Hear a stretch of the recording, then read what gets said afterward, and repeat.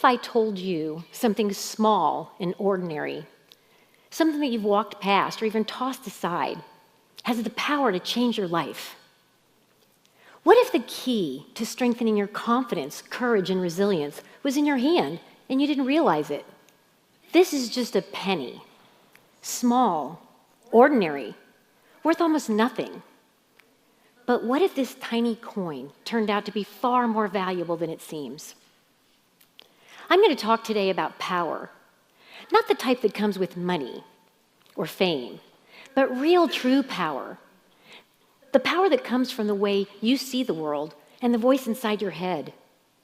The power that determines your ability to face challenges, move forward stronger after setbacks, and stay grounded, even when life feels chaotic, overwhelming, or out of control.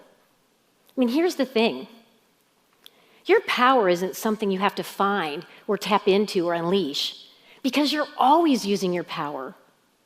The question is, are you using your power for yourself or against yourself? Today, I'm going to talk about 2 of the 5 power tools that transformed my life, tools I learned the hard way, when I thought my life was ruined, when I'd almost lost all hope. And then a penny changed everything.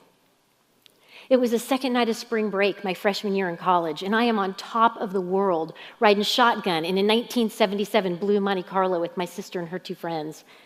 We're on a deserted 2-lane highway in the middle of nowhere, Texas. The windows are down, our hair's blowing in all different directions, and the music's cranked up as loud as it would go. You know what I'm talking about. Life was good. I felt powerful, invincible. Well, there's this saying that life comes at you fast. How one minute you feel like you have your world completely under control, and in a split second, everything changes. Maybe you've had a moment like that. A text, conversation, social media post, when your life changed in an instant. Well, I was so amped up that night, my first college spring break party, it was gonna be epic. A raging bonfire, live music, dancing, and a target-rich environment of college guys. I was so ready to meet Mr. Right. I was looking at my sister in the back seat, laughing at something she said. And just as I turned around to face forward, all of a sudden, there's this blinding flash from this set of headlights. A speeding drunk driver comes ripping across the center line, headed straight for us. It happened so fast, I barely had time to blink. My last words were, "Oh my God!" as the drunk driver slammed into our car head on at full speed. My parents back in St. Louis got that 2 a.m. call that every parent fears. There's been an accident. Your daughter's in critical condition. You need to get here quickly. Thankfully, my sister and her 2 friends were able to get out of the car on their own with only minor injuries. I wasn't so lucky. My side took the full brunt of the impact, trapping me in the car, unconscious and critically injured. We were hit with such force that the front end of the car was crunched almost to the windshield. The engine firewall was at my feet, and the dashboard was at my chest. Drifting in and out of consciousness, I remember this feeling of warm liquid being gently poured into my hands. I remember seeing faces of people I cared about, people I loved, running through my mind like scrolling through pictures on your phone. There was a shrill sound of sirens and people screaming. Someone was yelling, "If you can hear me, move your head. Blink, move something, anything." Well, I could hear them, but I couldn't move a thing. Believing I was dead, I thought this must be what it feels like. Peaceful, calm, no pain. And then my sister's voice pierced through the haze, shrieking, "She's dead, she's dead, my sister's dead." When I woke up in the hospital, I knew it was bad. Because first, the pain was so intense, I could barely breathe. Everything hurt. I didn't know how I was going to make it to the next minute.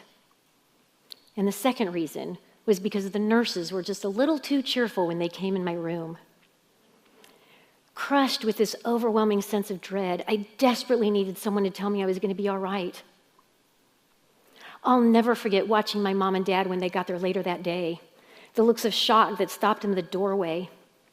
Now, my dad's a 20-year career Marine who'd seen a lot during his 2 tours in Vietnam, and it was the first time that I ever saw him cry. And that's when I knew my life was never going to be the same. I was never going to be the same. Among other things, my entire top jawbone was shattered. My bottom lip was almost completely severed. My head was so swollen, I could see the bottom half of my messed up face just by casting my eyes downward. At 18 years old, all I could think about was how I looked. Hideous, a freak, something out of a horror movie. So much for my Mr. Right, he vanished along with any hopes and dreams I had of the future. My injuries were so extensive I had to drop out of college. I couldn't eat or chew. I could barely swallow drops of liquid when they were put in my mouth. I couldn't talk, laugh, or smile.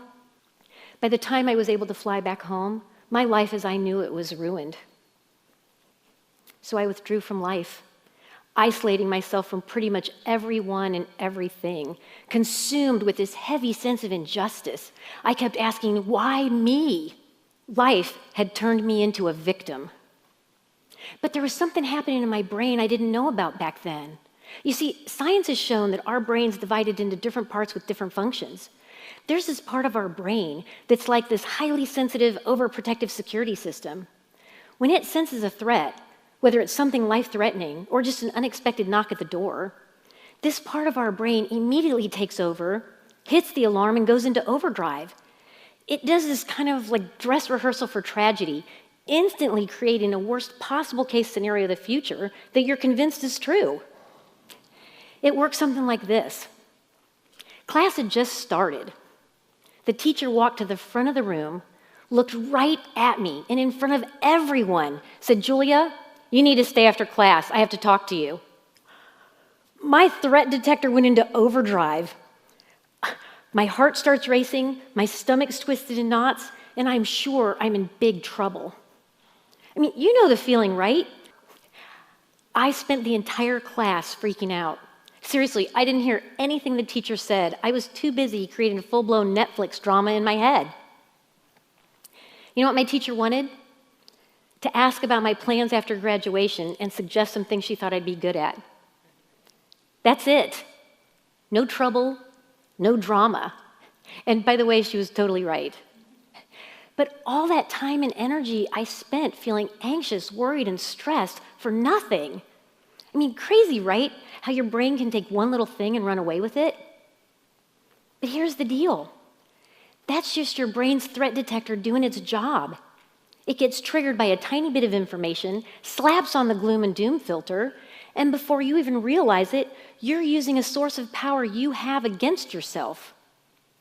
But you don't have to let this part of your brain run the show whenever something happens. You can stop it, push pause, and shift your thoughts to more empowering ones. The truth is, it's never that thing that happened that has power. The direction of your power is always determined by how you see and interpret what happened. That's the real game changer. The first of the 5 power tools you have is to pivot your perspective. There's always more than one way to see the exact same thing. A simple example of this is when you write the number 6 on a piece of paper, you see a 6, but the person across the table from you sees a 9. When you're aware of these threat detector thoughts, you can start looking for different perspectives and intentionally choose one that's more powering. A quick way to do this is to change your question. Instead of asking why questions, start asking what questions instead. For months after the car accident, I lay in my room staring at the ceiling, asking, why me? I felt so helpless, powerless, hopeless.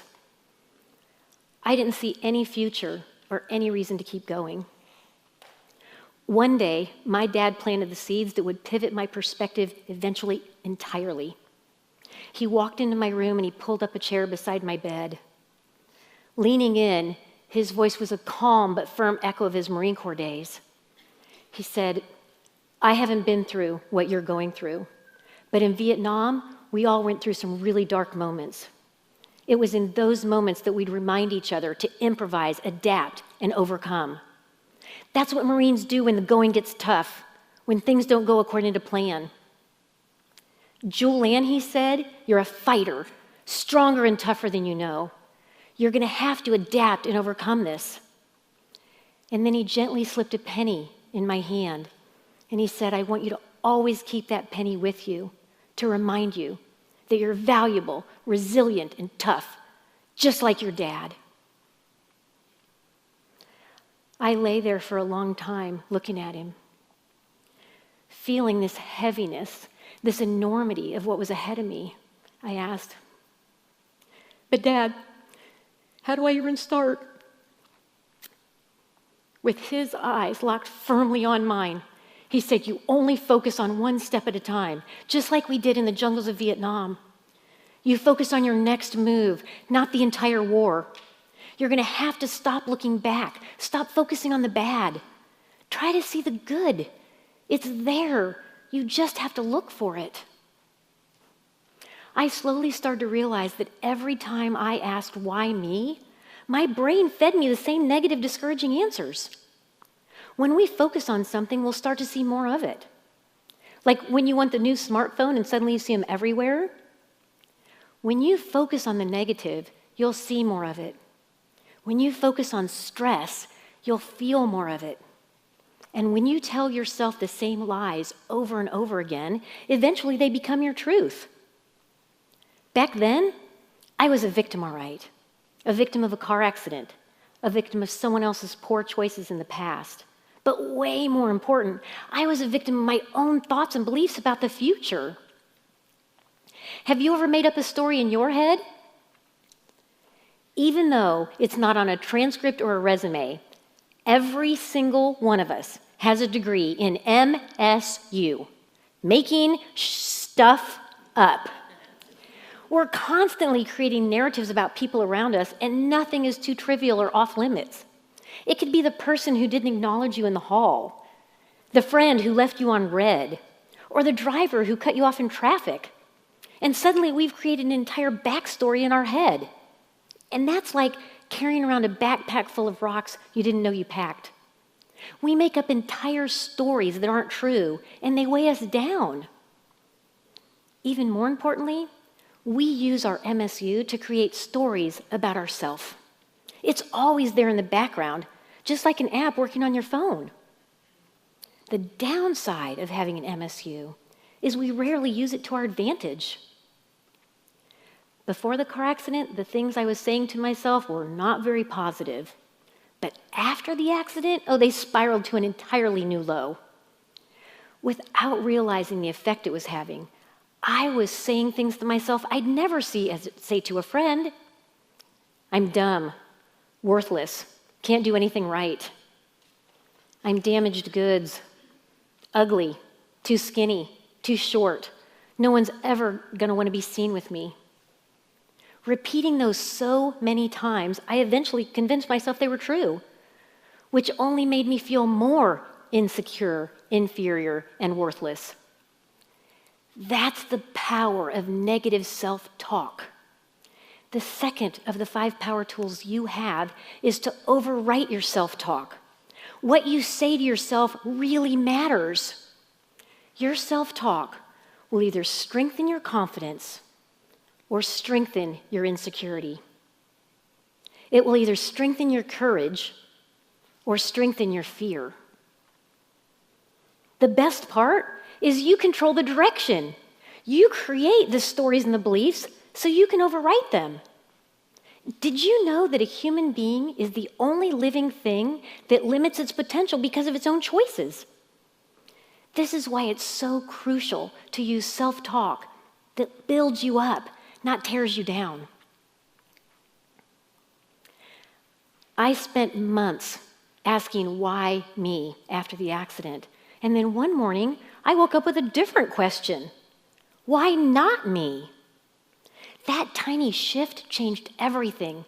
It got me out of my head, filled with thoughts about how my life was ruined, and into my heart, where I felt gratitude. I started noticing things to be grateful for. That 77 Monte Carlo had the longest front end of any car being made at that time, and I needed every inch of it. Seatbelts weren't legally required to be worn yet, but for some reason that night I put mine on. This last one still gives me goosebumps. I tried so many times on the way to that party to unbuckle my seatbelt, and it wouldn't budge. Little did I know that a single penny, had gotten lodged at precisely the right angle to keep me from taking it off. Something so small, so ordinary, so wrong with the seatbelt saved my life. Pivoting my perspective, what was so wrong is actually what made everything right. Life's full of things we don't notice, things that seem insignificant until we shift our focus from what's wrong to what's possible and realize that even the smallest thing, like a penny, can change everything. If something that small can have such a huge impact, imagine what you can do with the tools you have to strengthen your confidence, courage, and resilience. That's power nothing and no one can ever take from you. Now, there'll be times where you're going to feel insecure, overwhelmed, or unsure, and that's okay. Just know you don't have to stay there. You have the tools to pivot your perspective and overwrite your self-talk, to shift from insecure to confident, from overwhelmed to empowered, and from passive to purposeful. That shift begins with a single decision: to use the tools that you have to fuel the power that you're already using. Diamonds are created under intense pressure and stress. They don't break, they transform, and so do you. With every moment of pressure, every hardship, every time you thought you couldn't keep going but did. Because power's not something you find, it's something you direct. It's never about the size of the challenge in front of you. It's always about the direction of the power inside you. Shift your power.